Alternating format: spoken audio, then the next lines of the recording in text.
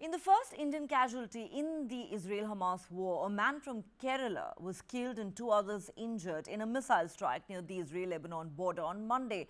And now the centre has issued an advisory for Indians asking them to move to safer areas in Israel.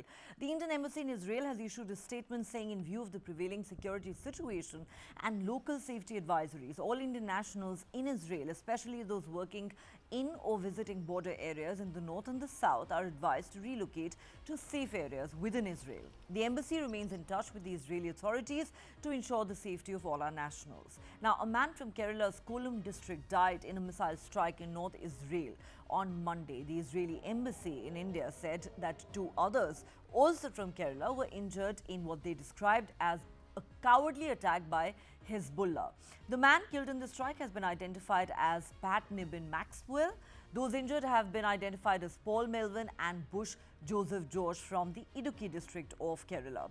The three men were cultivating an orchard at the time of the missile strike. The Israeli embassy has said Israeli medical institutions are completely at the service of the injured, who are being treated by our very best medical staff. Israel regards equally all nationals, Israeli or foreign, who are injured or killed due to terrorism. We will be there to support the families and offer them assistance. Israel's ambassador to India, Noor Gilon, has said he had spoken to the brother of the Kerala man who was killed. The anti-tank missile was fired from Lebanon. The Shia faction of Hezbollah has been carrying out rocket strikes and drone attacks in North Israel in support of Hamas since the war began.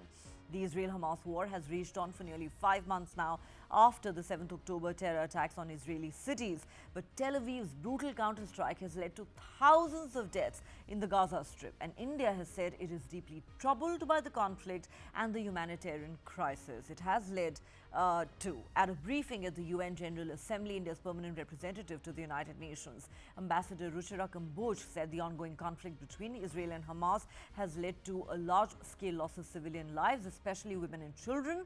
This is simply unacceptable. We've strongly condemned the deaths of civilians in the conflict. India has a long-standing and uncompromising position against terrorism in all its forms and manifestations, and at the same time, India is committed to supporting a two-state solution where the Palestinian people are able to live freely in an independent country within secure borders with due regard to the security needs of Israel.